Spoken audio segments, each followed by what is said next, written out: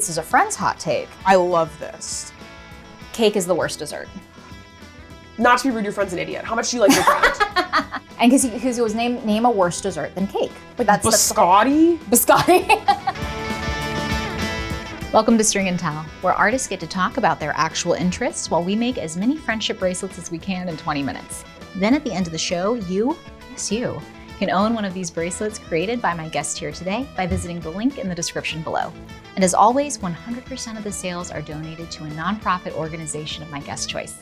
I'm your host, Tawny Platis, and I'm joined here today by comedian, writer, actor, and content creator Jordan Myrick, who you may recognize as the host of Gastronauts on Dropout TV, the podcast Happy Wife, Happy Life, and on YouTube as one of the faces of sport.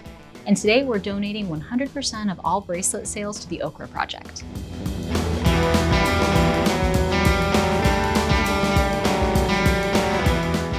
You said you grew up in a place where it was a lot of food culture. Yes. Yeah.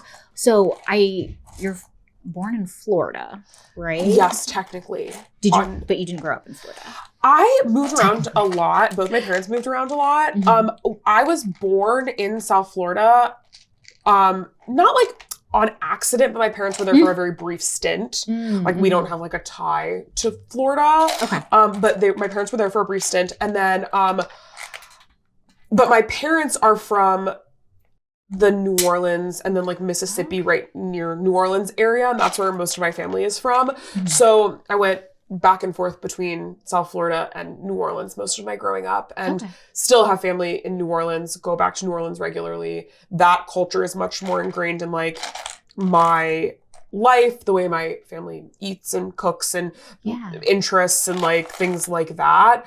And then South Florida was kind of just a place where we got stuck on and off for longer than expected. Sure. I guess I would say. Yeah. So yeah, lived in DC briefly. I moved to LA with my parents junior year of high school.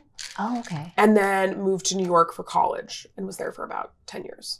Okay, wow. Yeah. So what do you feel is your hometown then? If somebody's well, what's your hometown? Do you have an answer for that? No, I feel I have to give this long, convoluted answer that's not that interesting. But you know why you have to give an answer? Because if I say any specific one, if I'm oh, New Orleans, and then later, let's say we're in a group, mm-hmm. and I was talking to you 4 years ago, and I said I was originally from New Orleans. Mm-hmm. Because that is where it feels I'm most originally from. I have extended family throughout that whole area, whatever. Right.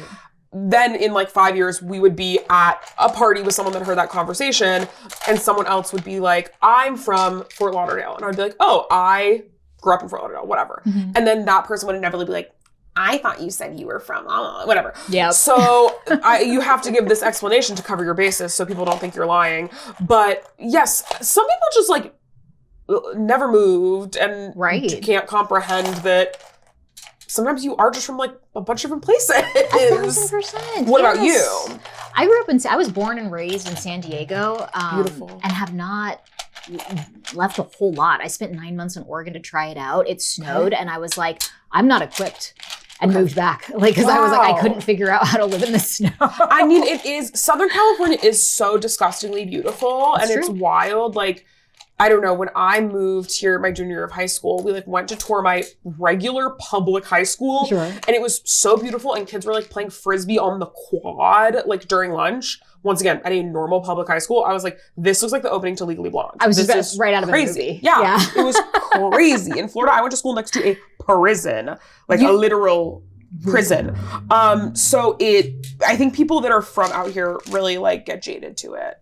I bet. But if you're not, you're it's so nice here. It is. Totally. That's been very much my experience as well. And it wasn't until I did start to do some traveling, I was oh, I am very privileged. To have grown up, I had no idea. There's elements that need to be dealt with in other places to this extent. Yeah. People have tornado seasons. You have hurricane seasons. We get an earthquake that's shakes us up a little bit every few years. Yeah, well, growing up, it was you're missing multiple weeks of school, most likely, for hurricanes. Wow. I mean, every year you don't have power, you don't have whatever. It's very much part of the culture, both in New Orleans and in South Florida. Mm-hmm. So I'm very accustomed to that. Yeah, there's just so you know, Southern California's got its problems like everywhere, but it has a lot less problems than other places. Yeah, that's true. As someone who moved here, I will say that. And I think people that don't like LA are, I'm sorry, I'll say it, jealous. I think they're jealous. I think they're haters. So I like LA, but for me, the traffic. It's the driving in it. I'm such a bad driver. I'm very self-aware. Okay. I'm a bad driver. It makes me nervous. I get scared and I'm like, I'm going to get hit or somebody's going to hit me. So it's stressful. But like outside of that part, I do really like LA.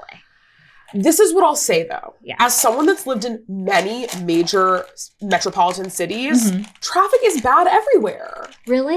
Yes. You think traffic in New York City is better than traffic here? No, or like it's walkable. Yeah, but like it is, and that's great. But there are also things like, if people be like, it's walkable. I'm like, yeah, to stuff near you. Sure. It's the same in most cities. Like, if you want to go somewhere else, you got to get on a train for an hour. That makes sense. 30 minutes, you know, whatever. Which, once again, I think is incredible. I'm a huge proponent of public transportation. Yes. I hope they continue to elevate the public transportation in Los Angeles. I think it's so important to accessibility and affordability and like the environment. I think it's so wonderful. But I think the reality is, like, you go to Austin, the traffic's awful in Austin. Atlanta has horrible traffic. Like, all these places have bad traffic. And in LA, I will say, at least the drivers are kind. Really? Learning to drive in South Florida, they teach you not to turn your turn signal on, because if you do, people speed up so you can't get over. Whoa. Because there's a mentality of like, no one's going to get in front of me. And people in New Orleans are like not as rude, but like really horrible drivers. Probably because a lot of them are drunk. But like, yeah, kind of like famously bad drivers. Oh, wow. So I would say like, yes, the traffic in LA is bad, but traffic in cities is bad in general. Okay. And I think the drivers are like, you turn your turn signal over, people let you in. Sure. If like you're stopped at a stoplight and you don't go immediately, a lot of times people are like, they'll just wait. They won't like lay on your horn. Yeah. In South Florida, someone would come to your window with a hammer and be like, I'm going to kill you. So it's, I don't know. As someone who's lived a lot of places, I'm like, LA really is good. Well, and I trust you as somebody who's lived a lot of places, so that like I will definitely take that more into account and be grateful for it. Thank you. Think more about that. I believe you. It's just a very livable place. Yeah. And I think it's a very livable place at many different income brackets, which I also think people don't consider. I think New York is like an unbelievable playground if you're rich. But like when I was living there, I was working 7 days a week, living in a 5-story walk-up in like deep Brooklyn with no AC. And and I was doing like decently well professionally. And so it's like, it's incredible, but it's hard. New Orleans is like famously corrupt in terms of politics. And then also like New Orleans rocks, but you're in Louisiana, which is a bad state. Yeah. So it's very, I don't know. I think LA has a lot. That's my LA rant. No, that totally makes sense. As somebody who has not lived in a ton of places, like I always appreciate people who are very knowledgeable and well-versed on that. So I'm like, I love hearing all of that. No, you're in a good spot. Yeah, I'm just like, you gotta know when something's good. And like, absolutely. It's good. It has its flaws. It's not perfect. There's like definitely things, but also even just like being gay, I'm like, I literally don't ever think about the fact that I'm gay.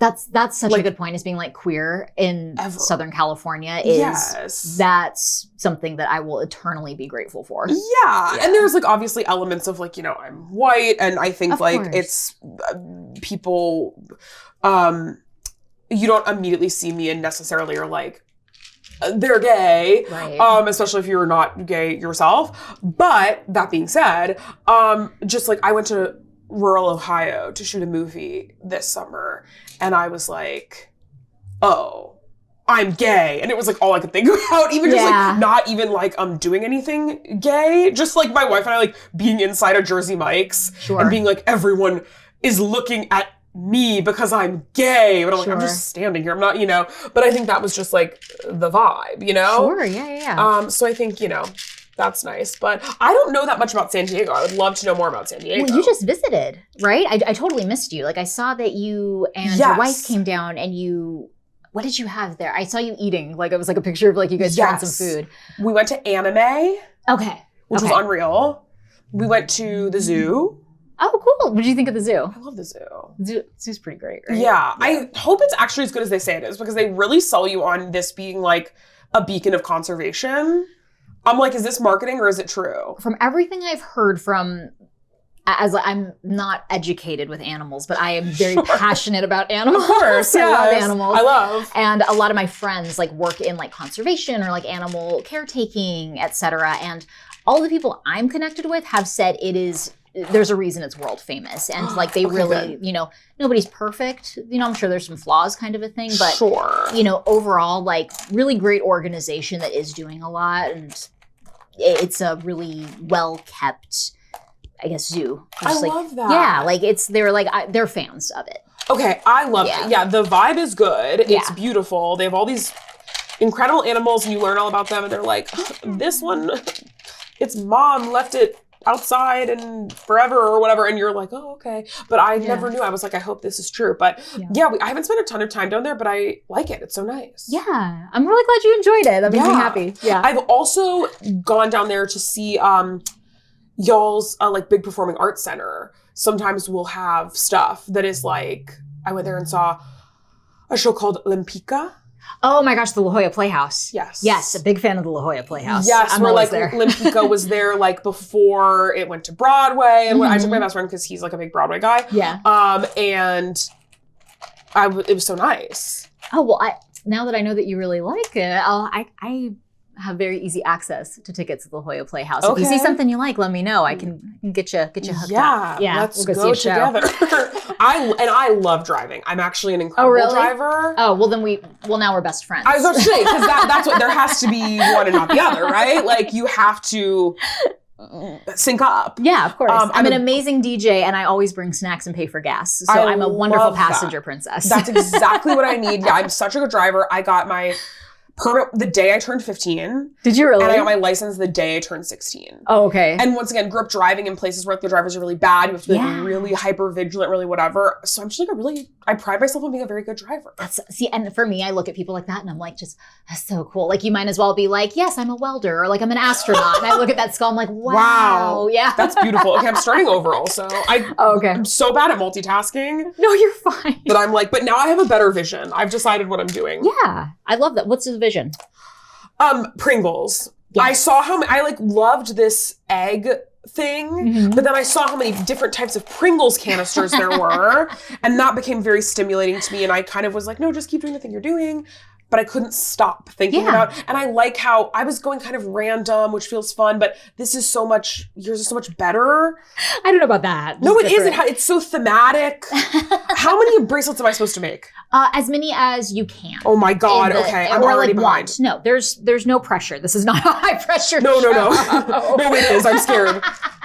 Not at all. I like the random bracelets too, though. Like I was just telling one of our guests recently that they like tell a story when you're just kind of like grabbing stuff out of there. It's fun to like kind of like the story of like, oh, this is about a flamingo that went to Las Vegas and was gambling. I love that. Yeah. That reminds me of my wife because she's obsessed with Las Vegas. Is she really? Yeah. That's what does she like about Las Vegas? Just the gambling, or is it like all the shows? Or? I think it's just like an energy. Okay. She's like, you can do anything in Los Angeles. You can do anything in Las Vegas. I mean, also Los Angeles. And Los Angeles. Yeah. You can do anything in Las Vegas. Like, it doesn't matter. Like, no one will even pay attention. But I'm like, that's how it is, like, in most big cities. Like, what are you talking about? I think the truth of it is, she loves to be, like, in a pool with a large frozen cocktail in, like, a container that looks like a vuvuzela. And that's her greatest passion. So I think that's solely where it lies. And Vegas is the best place to find that. There you go. Yeah. It's too hot for me. I hate being hot. So it's too hot for me, but I do love Cirque du Soleil. Yeah. Cirque du Soleil is great. I'm a big fan of Cirque du Soleil too. That was one of those ones as a kid that I was always like, that's so cool. Yes. Have you seen Cirque du Soleil in Vegas very often then, you two? Well, I went through a phase where I was having to go to Vegas for work. Basically, me and one of my best friends, Lily Do, who also does Dropout, who you might know. I love Lily Do. Dirty Laundry is one of those top ones. I really like Lily Do a lot. I love you. She's, Lily's the best. Yeah.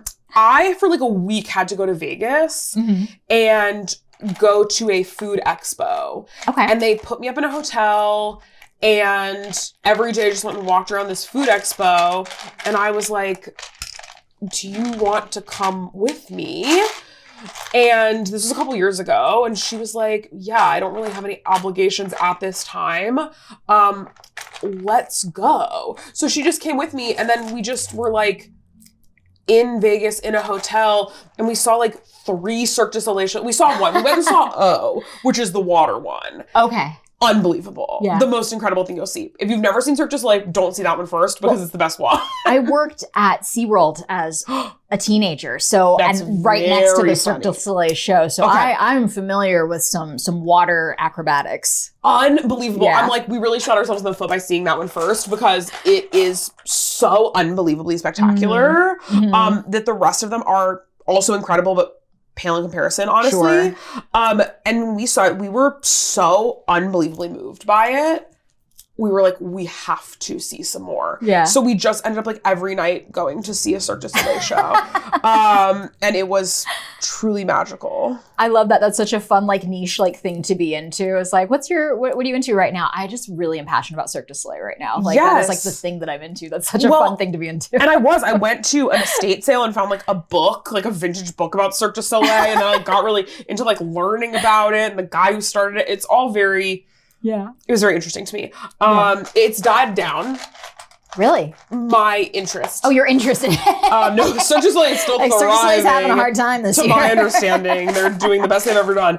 But, I just hit it so hard that I take a step back. Oh, I get that. Yeah, I fully understand that. Are you usually like that with your hobbies? Like you go hard and then you lose interest? To be honest, no. Okay. I'm pretty consistent in the things I like, and something that like some of my friends will make fun of me for is like I've been the same my whole life.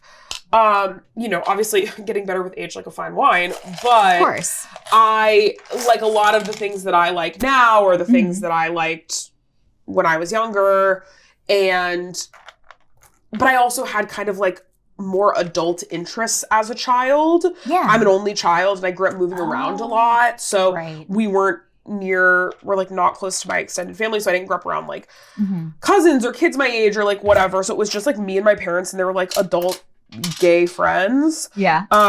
So I ended up, I think, liking a lot of things that just like still resonate with me to this day. Okay. As a homosexual adult. Sure. What kind of stuff like that still resonate this day? Those lifelong kind of like, why is a kid into this? Because I always think those are so fun. Yes. John Waters movies. I am a huge John Waters fan. Always been my favorite. He's my favorite director. I love him so much. And ever since I was a child, the first John Waters movie I ever saw was Cry Baby. Crybaby's so good. Still one of my favorite movies, and then Hairspray, and then Serial Mom. I love him so much. Yes. And that started young. Being gay also was very interesting to me as a child and still is as an adult. And photography, I liked when I was younger. My dad used to be a photographer. And so I got into that just by messing around with his like old cameras and stuff that he just had lying around. So I got into that and I still really like photography, cooking, fashion. I've had bangs almost my entire life except for like maybe 1 year, 5 years ago. Okay. But I still kind of dress the same. Yeah. Very consistent in the things that I enjoy. Once again, with like growth and development, not to say that I've always been static, because that's embarrassing. But yeah, just have a lot of things that I'm still interested in. Yeah. And know my limits. My wife is obsessed with being like, and next week I will be taking an adult figure skating class. And I'm like, I love that for you. No, I don't need that. I don't need like a new hobby all the time. I know like, I'm kind of like, if it's not for me, it's not for me. Yeah. And I don't think adult figure skating is for me. And she will be like, I have no clue if it's for me or not. I'm just going to try it, which I think is so beautiful. Oh, that's awesome. Is that an example or is she doing adult figure skating? Well, she's planning to do adult figure skating. She started adult horseback riding. That was her big thing. Okay. Which she like always wanted to do. And then this past summer, she had a medical episode that like seemed like maybe it was a stroke. It wasn't. But after that, she was like, I almost died. Yeah. I'm doing adult horseback riding. Yeah. And then like, what? I'm supposed to say no to that? No, I you can't. can't. So I have to agree. And now I have to agree to every little dumb thing she wants to do. Like her expensive adult horseback riding classes where I'm very scared she's going to get hurt, or adult ice skating, or whatever. And she really, anything she decides she's going to do, she does it. That's so wild. cool. It's wild. She's very determined. God bless her. But I'm just too scared of getting hurt also. Oh, completely. No, I'm the same no way. fear of that. I'm like, I can't be like out here 32 years old with a broken arm auditioning for Pepsi commercials. Like, it's just not, the world hasn't accepted that, you know? Right, yeah. Well, I feel like that's such the case, like, in our line of work, too, is you know, if you get hurt or anything like that, like, you're out. Done. It's not something where it's like, oh, yeah, I broke my whatever, but I can still type, you know, do my office job or whatever. Not. Yeah. And it's so expensive to be hurt. Yes. My appendix exploded years ago when I was maybe 25, 26. Oh, my God. And I was teaching improv at NYU. Okay. And I was touring with the Upright Citizens Brigade. Mm-hmm. And they were all just like, sucks to suck later. Oh my gosh. Like, yeah. It's like, it's all like, this whole industry is like freelance gigs. Like they were like that. I'm so sorry. I didn't have health insurance for any of those jobs. And I didn't have like paid time off or sick leave or like anything. Totally. So I just had to be like stuck in my apartment and being like, okay, I have no money. Yeah. So I think I still have a lot of that where I'm like scared to hurt myself. Yeah. Oh, 1,000%. I've been self-employed since I was 18. And so I'm constantly just like, for the same reason, I'm so scared to do anything that's like I always have to do risk assessment. Yes. You know, because I'm just like, there's no paid time off for me. There's no safety nets there or anything. So it's like, I got to make sure that I'm good to go. I can't get sick. I can't, do anything like 100%. that. 100%. Yeah, that's so scary. Your appendix burst. Yes. It fully exploded inside of me, which I didn't know. I thought like, oh yeah, that happens to like a lot of people. Sure. But apparently most of the time, it's very rare for your appendix to actually explode. Yeah. Most of the time it's just like you go to the hospital when it gets inflamed because it's so painful. But I have a very high pain tolerance. Mm-hmm. And so I was like, it's fine. I probably just have like a stomach bug. And once again, I'm like young and like don't have any money. I'm like, I'm not going to go pay $60 at like a minute clinic for them to just be like, I don't know, take a nap. Yeah, you got the flu, go home. Exactly. So I was like, okay, I'm not going to do that. And yeah, then ended up just hung out at home in so much pain until it just fully exploded inside of me. Wow. And then they had to take it out. And then it was in almost 2 full pieces. And then they had to suck a bunch of gunk out of me because there was gunk everywhere. Yeah. It was like just appendix gunk. Yeah. Yeah. Ugh. You can censor this if you want. Pus. Okay. We don't have, do you want us to censor it? No, but if you feel like you need to bleep it because people are going to be too upset hearing the word pus, you can bleep it. Okay. But it was pus. The surgeon looked at me and was like, well, this procedure's probably going to take a little bit longer because since your appendix actually ruptured and what we're seeing from the CAT scan or x-ray or whatever, I was like high out of my mind at this point on like morphine. He was like, you're just absolutely filled with pus and we have to get all that out so you don't go septic. Oh my and gosh. Die. Yeah. And I didn't realize that I guess there's like a decently high percentage of people who their appendix ruptures and they die. Yeah. Because they go septic. Yeah. So also then after I had to stay in the hospital for longer and then they wake you up every like 15 minutes and take your temperature. Yep. So it was, long story short, not so hot. Yeah. Didn't love that. That's horrifying. No wonder you're not going to be doing any adult figure skating. Yeah. What? I get all my fingers skated off? Then how will I book a Pepsi commercial? And you got to book the Pepsi commercials. They do pay well. You have to. It's the only thing that does anymore. Right? Those cable TV Pepsi commercials. Oh my God, just a Union Pepsi commercial. Can you imagine? Yeah, no, I love it. Should be paid like a prince? I know one of my closest friends, he works mostly cable commercial and he's just set. And I'm just like, oh my gosh, I love those gigs. It's so unbelievable. It's so nice. Everything I book is like non-union SAG new media agreement where they're like, we'll give you $13 and the day is 40 hours long for one day somehow. It's so true. It's so awful. And then I'm like, great, I'll use it for my reel. And then they'll be like, no, never mind. We actually never cut it. So you don't get to use it for your reel either. And I'm like, Okay. Like, thank you. Thank you so much for this experience. Yeah, this industry is absolutely wacko. Oh, it is. It's wild.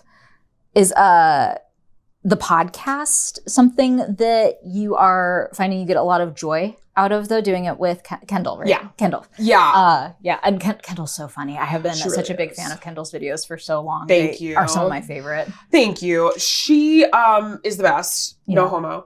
But I do, yeah, we basically just started the podcast because we were like, the world doesn't need another podcast, but we would like to spend more time together. Yeah. I think we looked around and we were like, there's a lot of people that shouldn't have podcasts that do. Yeah. So why not us? But it's been really nice. We work very well together. And I think people are always shocked because I think, you know, on camera, you kind of like lean into your personas a little bit more. Totally. And I think I seem a little more gruff, a little more aggressive, a little more like, you know, intense. Mhm. And I think Kendall seems more baby. I think people kind of perceive Kendall as like baby sometimes. But we are almost exactly the same Sure. in real life. Yeah. Yeah. So it's very easy to work together, Yeah. which is nice. Definitely. Yeah. No, and I mean, I get that because with partnership dynamics too, and everybody's different, that doesn't always work out either. Like where it's like Yes. you work well together and not for any wrong reason. It's just, it's not a good mesh in that way. So that's really cool that it works out for both of you. Yeah, I feel That's very special. lucky. I feel very lucky. Yeah. I get to, you know, siphon her talent into things that I'm doing, and we get to, you know, help each other with stuff. She's like working on a big project right now that I don't know if I can say anything about, but I'm able to like, you know, she can run things by me, and it's very, very nice. And also she's the best. So it's very convenient. Her Midwestern mom character is like one of her biggest characters. Yes. And people are always like, you must have a Midwestern mom. But she's like me, also from the South. She's from North Carolina. Yeah. And neither one of us have ever lived in the Midwest or really spent any time there.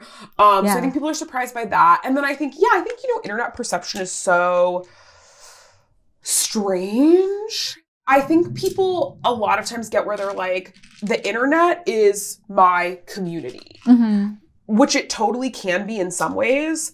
But I think we've also like reached this place where people are like, because of that, I will interact with the internet as if I would a close personal friend.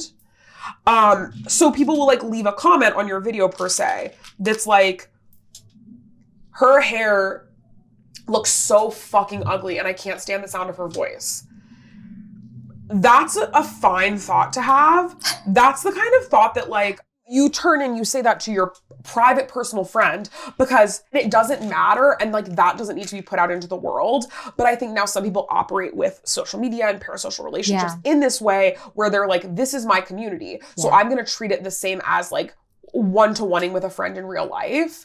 And it's not like that, which I think can be really harmful to the people doing it and the people receiving it. Yeah, if something rubs me the wrong way, I'm like, I'm literally, I look at my phone, I'm like, and I swipe away. You know what I mean?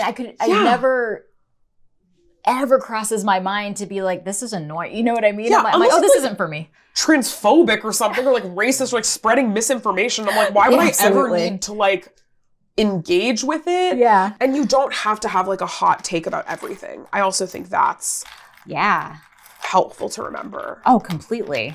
Like, and silly hot takes are fun. Oh, of course. We do like those. Well, and don't get me wrong, I love a hot take, but I'm like, have them actually be, let's get the take hot. Like, if you're going to give a hot take, I don't want a tired take. Yeah.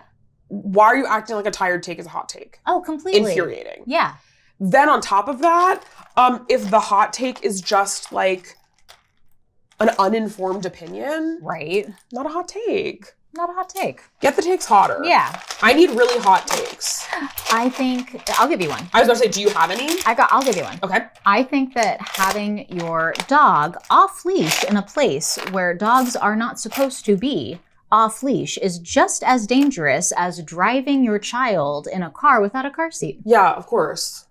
That's a hot take for a lot of people. Like, I think nobody if has someone their thinks dogs that's on a leash a hot anymore. take, they should go to prison. I agree. A thing that I don't think should exist, but I think there should only be a prison, and it should be for people who don't put their dogs on a leash. It's dangerous for your dog. Thank you. It's dangerous and this is from, I love dogs. Same. Huge dog lover. Same. Not everyone does. It's not like a legal requirement to be alive to like love dogs. My mother-in-law is very scared of big dogs because she was attacked by a big dog. Yeah. She doesn't like hate them. She doesn't have malice towards them. Of course. But I'm like, yeah, don't let your big off-leash dog run up on her. That doesn't make her feel good. And that's okay. That's okay. People get that's one of my biggest pet peeves is when someone does something that is wrong. They're in the wrong. Yes. I'm like, if you're doing something where you're in the wrong, be like this. Yeah. Do you know what I mean? Like if someone's in traffic, like doing something bad and I look over and they're like, I'm like, immediate forgiveness. No worries. Yeah.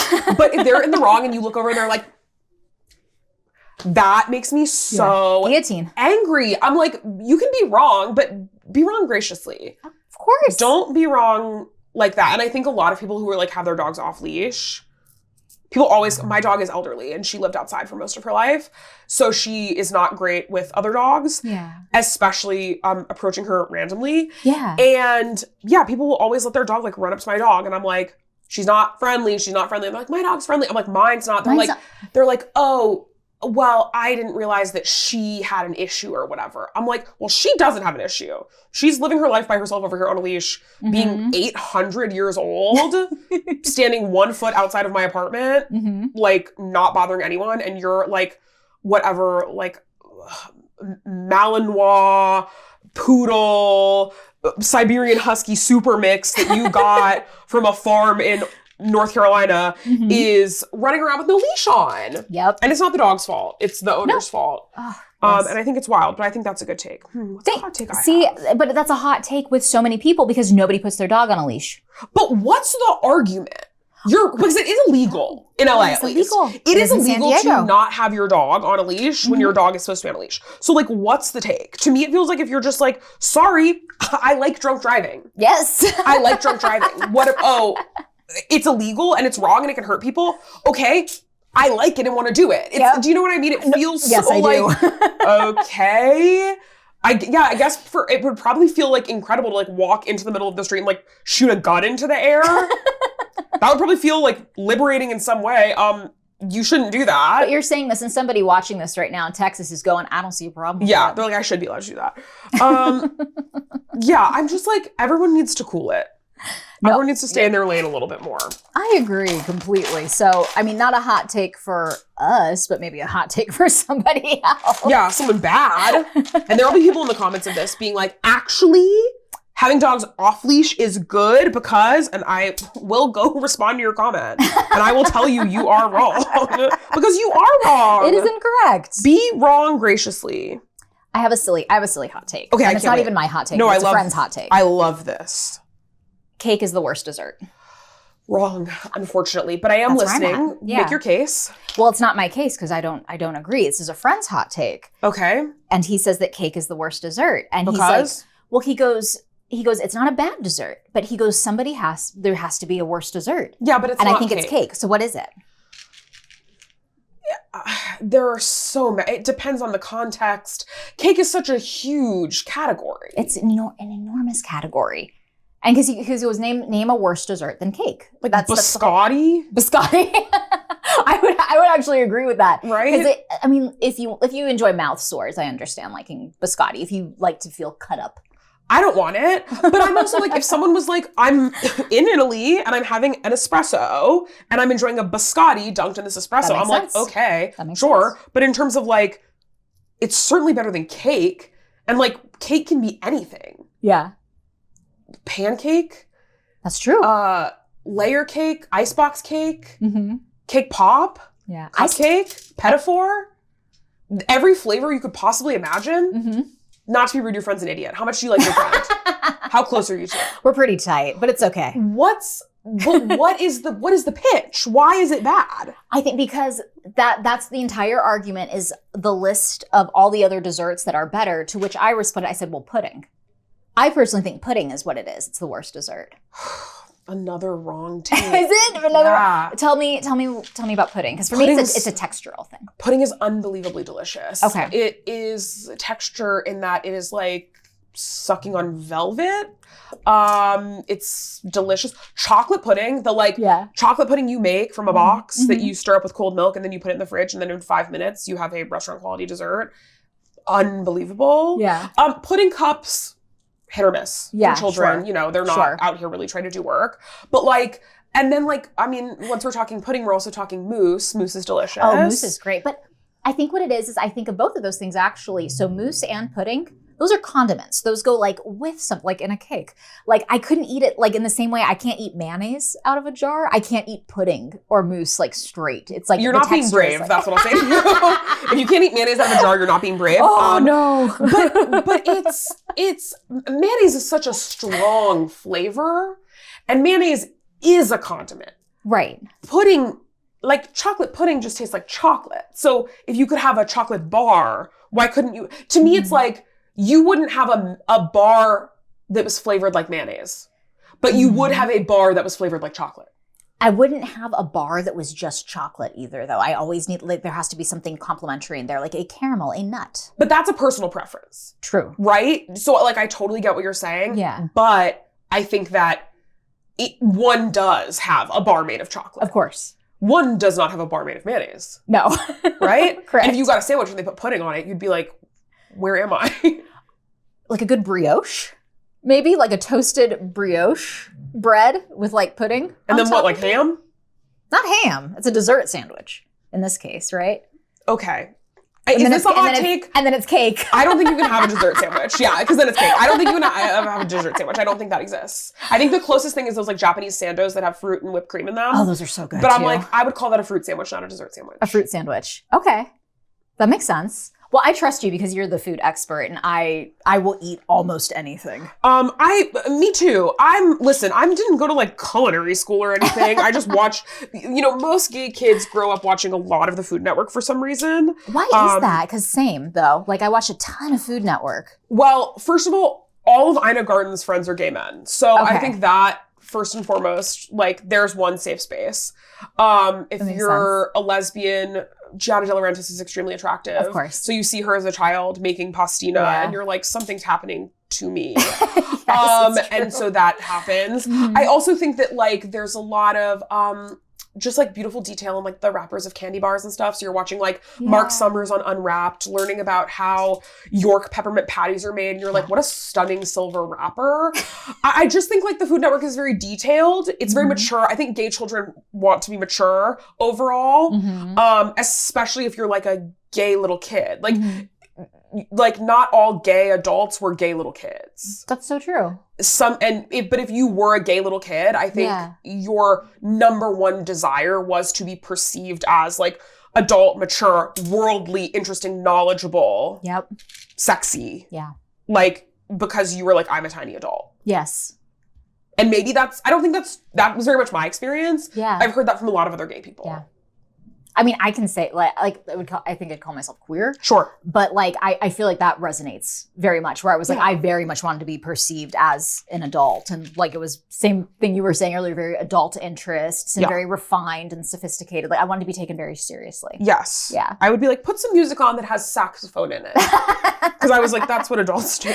Adults listen to music with saxophone in it. That is a very adult instrument, I would say. It's a sexy sax. It's a sexy sax. I would say a saxophone is probably hard for a child to play, if I had to guess. Yeah, I wouldn't. They seem cumbersome. That would make sense. How hard can children blow? Yeah. I don't know. The lung capacity, so small. They're so small. Yeah. No, that makes sense. I've never taught a child's music class or anything like that, so I could be completely wrong, and I'm happy to be told I'm wrong when I'm wrong. But I'm certainly not. I guess I'm like, my impulse is to say, is anyone an expert on anything? And to that, the answer is yes. There are people who are experts on things.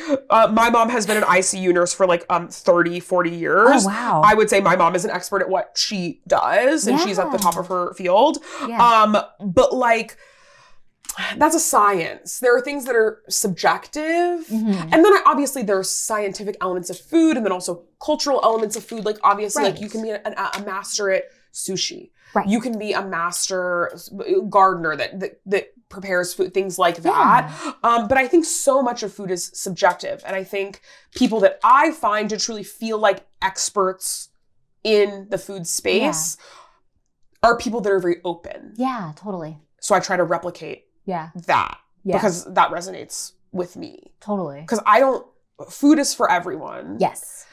So when you have people who are like, I'm an expert on food and Domino's is disgusting. I'm like, okay, you're not better than me. You know what I mean? I'm like, I do. Yeah, okay, yeah. that's great. Some people love Domino's.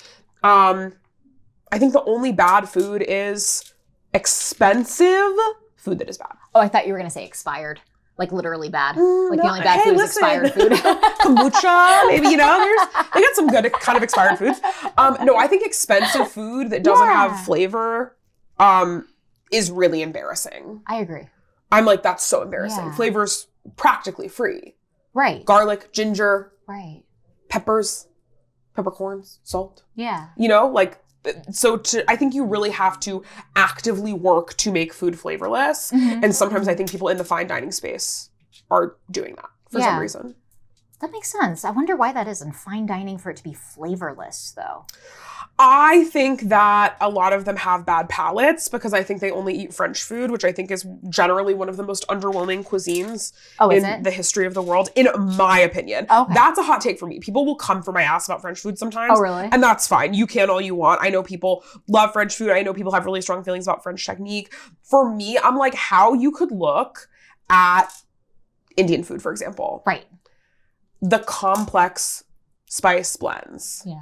How you can look at the fermentation in different Korean foods. Like all these things that are so interesting and look at French food and be like, and this is better than that is baffling to me. Yeah. Yeah. And don't get me wrong, they do some stuff right, but I think like overall their food is very simple. Sure. And that's cool. And there's nothing wrong with that. Yeah. But I'm like, why this is thought of as more classic, more refined, more expensive, more interesting than Mexican food? That doesn't make sense to me. Totally. I think it's just racism. Racism. Yeah, that's what I was as you were speaking, I was like, oh, it's racism. Yeah. Do you have a favorite either cuisine or dish?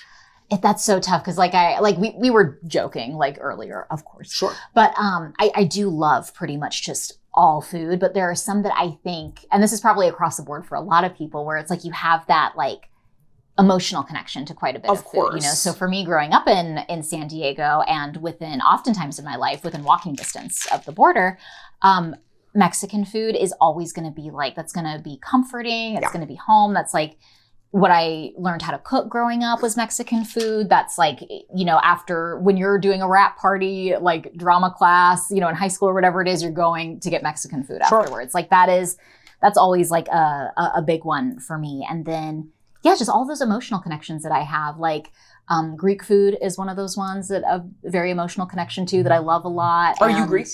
By marriage, my late husband is Greek. So that is one that like, I feel like I really, really learned how to cook well was with my late husband and his family. They taught me how to cook Greek food. So it's like, and and I love it. I love Greek food so much. Yeah. And my found family is Taiwanese. And so now that is comfort food for me because I feel that love, and I associate it with love. I also associate with that very heavily because my best friend Colin, who I mentioned earlier, who's been my best friend for a very large portion of my life, his longtime partner, who now obviously is also one of my best friends, is from Taiwan and moved here at this point maybe like 7 or 8 years ago. And they really are, I don't have a strong connection to a lot of my biological family, and they are very much like, I'm close with my parents, and I have a couple people in my family that I enjoy, but the two of them are very much like my family, do everything together, consult them on any decisions I make and like everything. So we go to Taiwan and Andrew's always amazing. Making Taiwanese food, and it's such an incredible cuisine. I feel so lucky that I get to learn about it from someone who grew up with it. Right. I love that we have that in common. That's like, you don't hear that a whole lot where it's like, oh, your found family is from Taiwan as well. Yes. It's like, I love that so much. What's your favorite food so far, or favorite foods? Sure.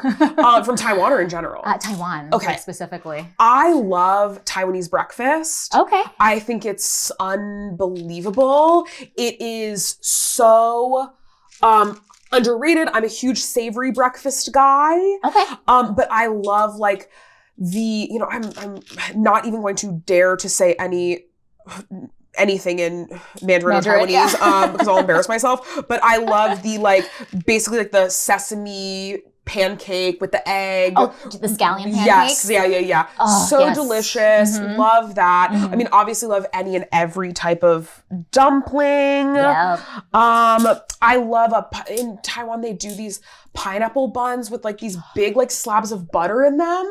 I love the pineapple cakes. That is those are my favorite desserts. Absolutely. And then I love tea in general. So I'm not a coffee drinker, not because of any like people always assume I like it's intentional. I just don't really like the way coffee tastes and never really have. But I love tea, and Taiwan has such a huge tea culture. Yeah. So any kind of tea, I love. Have you been to the night market then in Taiwan a billion times? I'm assuming. Not a billion, but we've been, and I love it. Yeah. Oh my god, I dropped all my beads. It happens pretty much everybody. I'm so bad at this. You're fine. Oh my god. I'm gonna help you get them all. Oh my god, I have to leave. This is so embarrassing. I actually was like, this one's pretty good. I made one. You made 6. This is so embarrassing. I made 6. So shameful. I'm so sorry. Don't apologize. But that's part of the fun. Like I said, every single person has one that. Yes. Yeah. Yes. We have a compilation video one. Of it. You said night market, and I was like, yum, and then I threw all the beads on the ground. I love Taiwanese fried chicken. I really just think like they're on one with food and drink. But I think I also love any kind of regional specialty. Yeah. So anywhere where I can go, that's kind of how I started making food content. Okay. I was touring with that Bracelet Citizens Brigade, and we were going all over the country to performing arts centers and colleges, and we would go to like random places that would have very distinct regional dishes, like Rochester, New York, with like their garbage plate and things like that. And I am so intrigued by like what makes an area an area. Yeah. And for me, moving around a lot growing up, food was always, I'm 32, so I was moving around a lot in like the 90s. So the internet was not what it was now. So you couldn't just like Google what a place was about. You had to read a book that came out 20 years ago. Yes. And then kind of like just like drive around. Yeah. So restaurants were always a really easy way for my family and I to be like, oh, let's like learn about this place that we live in now through the restaurants that were around.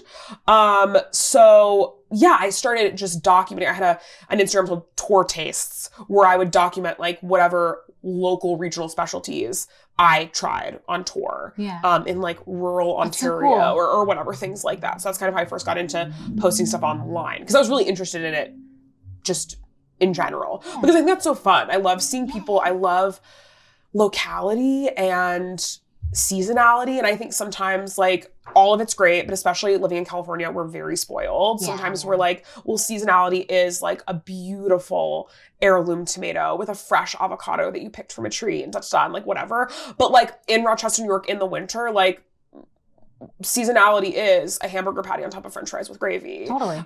They're not eating ripe tomatoes because they don't exist there, which I think is cool. I like to see kind of the differences in places like that. I don't know. But what do you feel like is the San Diego dish? Oh, for California burrito. That's like, of course, that is like, because it was invented there. Duh. You know what I mean? It's that is our like pride and joy and everything, which like for those who aren't familiar, it is a carne asada burrito and just French fries shoved in it. And it's a surfer food. So that was the whole point, was like you're surfing all day and you need a bunch of calories. You need something that's going to like hit all of your macros. Yeah. And so it was big, beefy, lot of calories. It would fill you up. You have energy. And it's so simple, but it is also like one of the ones that it's such like a good core, like San Diego type of thing. Yeah. Do you think it's a bastardization to do it with a different kind of meat or no meat? I don't think anything's a bastardization. Like that might be kind of a hot take on my thing with food is I'm like, I think that is so much a part of sharing culture and culture exchange. And there is something to be said, of course, of like particularly white people coming and like scooping something. Yeah. But just in general speaking, like I think that adapting it to your needs or like, people coming together and like fusing stuff together is part of what makes food and that experience really cool. Yeah. So I don't personally think that there is like bastardization unless it is colonization. Unless it literally is. Yeah. Absolutely. I don't know if that makes sense. I feel like I'm not very... No, I think you're 100% right about vocabulary. That. No, I think your vocabulary is perfect. I think that's 100% true. It's like when it's bad, it's bad, and you know that it's bad. But in general, I think, people using what they have and what they need and what they, have access to, I think is how you get a lot of great stuff. Exactly. Yeah, and that's like one of my favorite things too is like with my found family with the Taiwanese is we have taken that, like, and especially me, like, having all these different families I've been a part of too, just how life shakes out, you know, is being able to blend those things where we've had like, Greek food and Taiwanese food and kind of like merging that together and putting things together. And it feels so special because it feels like you're actually like seeing something and experiencing that coming together. And it's special. I think that's part of like the cool part of like human connection and being human. I agree. And as you're saying this, I'm like, why am I not doing like gumbo hot pot? Yeah. Oh, I love that. I'm going to tell everybody about Tell your family. Tell your family I'm living here, I'm making a phone call, and I'm doing gumbo hot pot. I love this so much. We'll keep in touch about gumbo hot pot. Yeah. Please. You and your family, you're all invited over for gumbo hot pot. That is great. Oh, I love that. Yeah, well, yes. Perfect. Before we go, because I know you're not super familiar with friendship bracelets, one of the cool things about friendship bracelets is they are meant to not stay with the person who has them. They're supposed to like go throughout the world and like exchange hands and bring everybody together. So it's like, where does this all travel? Stanley. Yes, kind of like Flat Stanley, but like on your wrist. So I made this one for you. Oh my God, the hot dog one? The hot dog one, yeah. It's so I thought it could be fun beautiful. because of the food connection and everything. I'm so glad you like it. I made one for you. And this specific one, I have a lot of choices of different ones I could give you, but I am going to give you my Pringles one that accidentally looks a little kind of Jamaican inspired, because that's all I was able to do today. And this is the one we'll be auctioning. And then we'll be auctioning that off. It's beef in a dish. I hope you guys like it. I did sincerely my best. I love it. I think it's super cute. Thank you. I love the colors. It'll look really nice. You're so sweet. You would be such a good teacher to children. I needed to be babied. I needed help with this. I needed someone to make me a hot dog bracelet. No, I baby. And ask me questions and like when I drop everything, be like, it's okay. That's what I needed today. Before you leave, I'm going to have you do one last thing. Please. Okay. So we do have... As long as it's not make another bracelet. It is make another bracelet. No! So one of the things that we do is we have you, as fast as you can, in 2 minutes, make the best bracelet that you can. Oh my God, I thought you were joking. It's literally make another bracelet? Yeah. Okay. I'm going to be throwing rapid fire questions at you. Put together a friendship bracelet as fast as you can in 2 minutes. The final result will live here in the studio. We're making a garland out of everybody who's been here.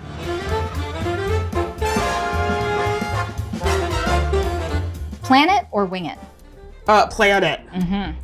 Salad or soup? Soup. Soup. Chocolate or vanilla? Chocolate. Chocolate. Would you rather live on a peaceful tropical island or a big bustling city? I'm obsessed with the ocean and swimming and snorkeling, so I want to say island, but I can't be that far from an AMC, so I'll have to say city. Yeah. Would you rather live on a yacht or in an RV for the rest of your life? A yacht. A yacht on the water. Sorry, if you say RV, you're already rich. I'll tell you that much. You're romanticizing not having money. A yacht though? Yeah, what do you mean a yacht? That's so rich. Yeah. Oh. I don't need to be a billionaire, but if the option is live on a yacht, like I don't know how I got the yacht. It's like live on a yacht or live in an RV. I'm like, live on a yacht. Would you rather do a road trip across America or a road trip across Australia? America. Okay. Australia is too big and too hot, and there's too many bugs, and I would love to go to Australia, but I think a road trip would be too daunting for me for my first time. Makes sense. Dark mode or light mode on your phone?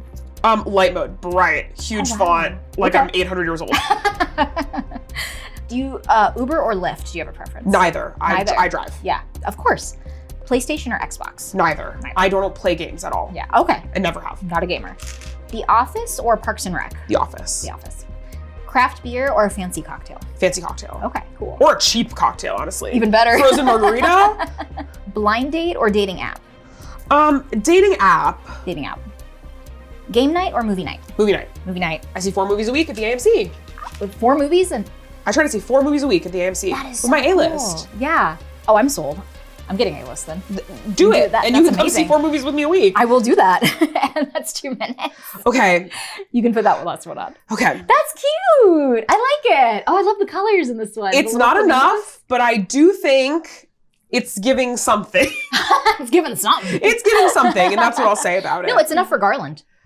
Totally. Okay. Yeah, it's so cute. Okay, and we talked about Florida. So I thought of flamingos. Yeah. We talked about the zoo. I was going to say, this is the entrance to the San Diego Zoo. That's like when you come in. Exactly. Flamingos. Yes. That must be a common thing because the Audubon Zoo in New Orleans also the entrance is flamingos. I think it's a good like first visual. They're a good hello. Yeah. They're striking. Yes. Yeah. Amazing. Wow. Thank you so much again. Thank you so much. This was so fun. This was so much fun. You were lovely. You were so much fun to hang out with. So are you. Thank you for being here. Yeah, thank you. And if you'd like to own any of these bracelets made here today by Jordan, head to the link in the description below. Every dollar goes to the Okra Project. And thanks for watching. Remember, every bracelet has a story, and every story helps a cause. See you next time.